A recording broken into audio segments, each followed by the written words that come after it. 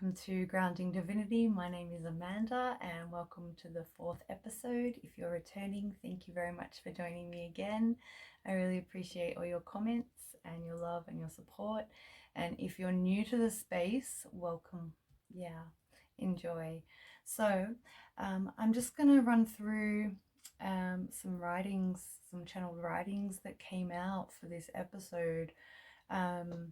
These writings came through a while ago. However, upon rereading them, I feel it's very relevant considering the Saturn retrograde that we're in. So I'll just read what the channeled notes were and the channeling that came through. So the title or the phrase that Spirit gifted me was nobility of the heart over nobility of the blood. And I got told that the etymology is important, so I have that up on my computer here. And it's, of course, honor and renowned majesty and grandeur. In the late 14th century, its quality of being excellent or rare, and from the old French nobilite or nobilate, I don't know how to say it in French, high rank, dignity, grace, and great deed. There's a little bit more here, and directly from Latin of nobilitatum, which is celebrity, fame, high birth, excellent, superiority, and the nobles from nobilis, which is well known or prominent. Now, the reason why I feel nobility of the heart over nobility of the blood is so important for us right now is because, yes, we're all souls having this human experience, yes. However, with Pluto having transited Capricorn, it's very much forced us into I don't want to say recession, however, it's recreating, especially with the facade and the scam that we've seen going on since 2020, they are creating, and their plan is to create a divide, a massive socioeconomic divide of the haves and the have-nots. And I feel that for people who are struggling financially, that can be so detrimental to one's self-esteem. And speaking from experience, because I have Sun, Moon, and Venus all in the 2nd house, and when my finances are not going well, I do not feel good emotionally, and it gets reflected on myself, of what I feel about myself. So I feel this nobility of the heart over nobility of the blood, I feel, is to empower you all to understand that it's your soul's currency, which is the most important at this time in history, okay?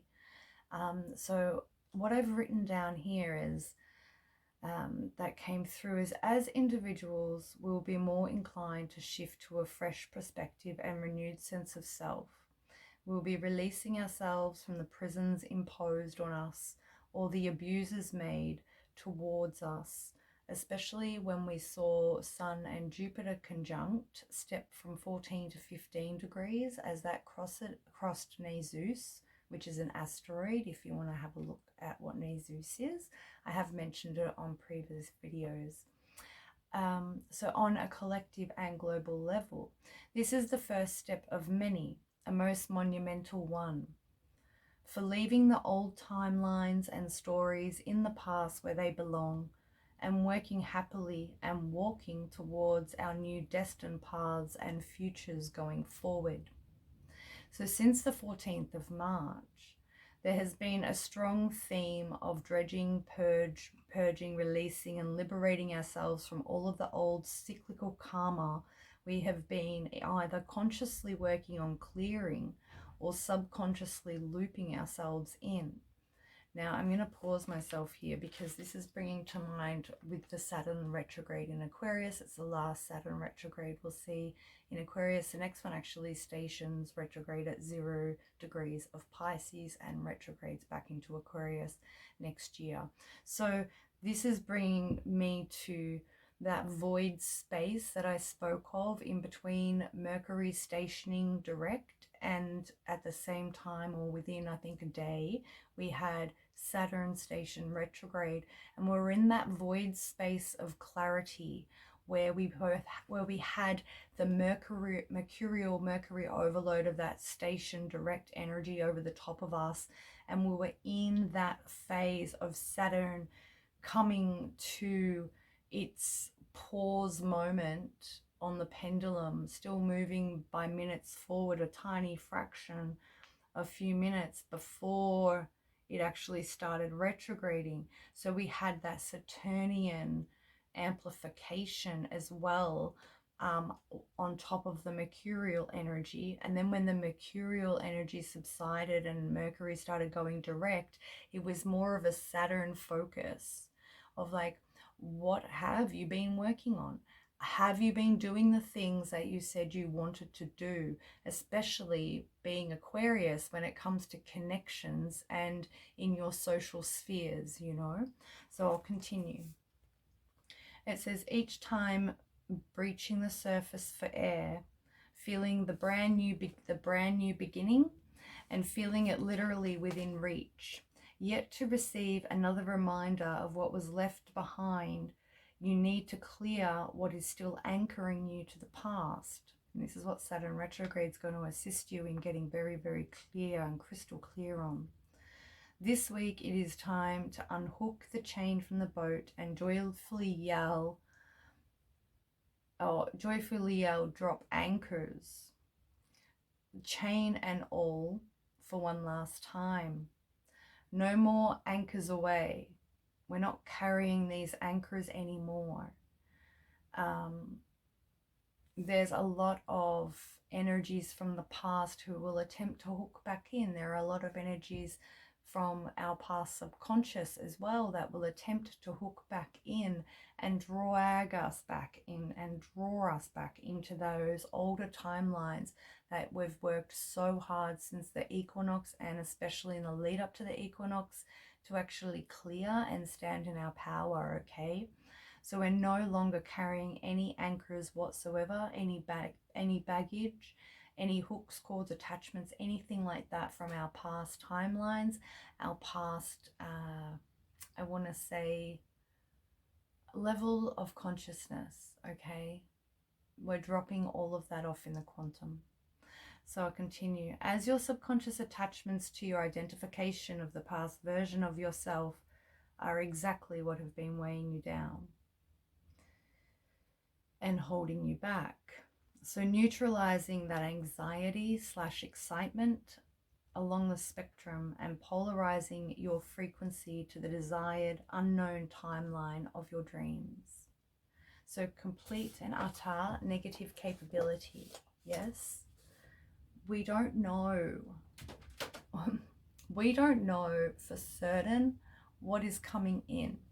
We can feel into the energies. We can feel into the timelines. We track the planets to have an idea of what is coming in from history. Yes.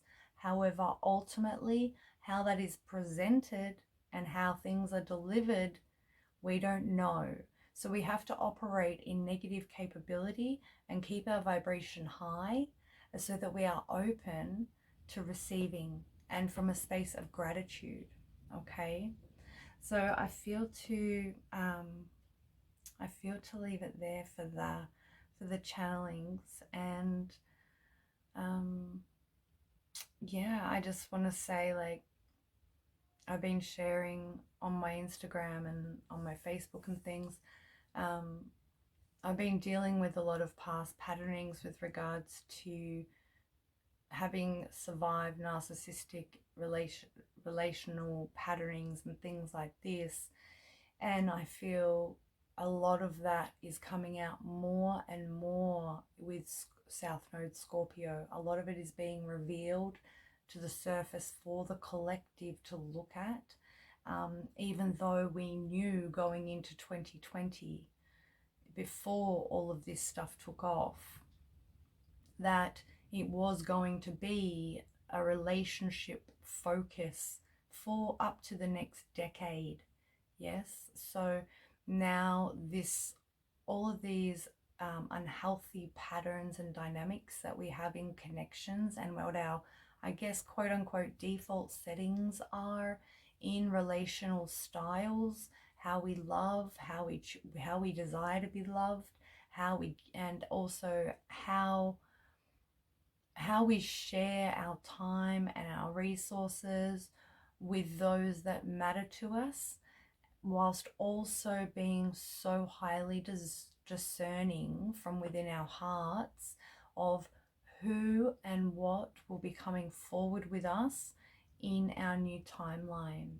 11:44 on the clock.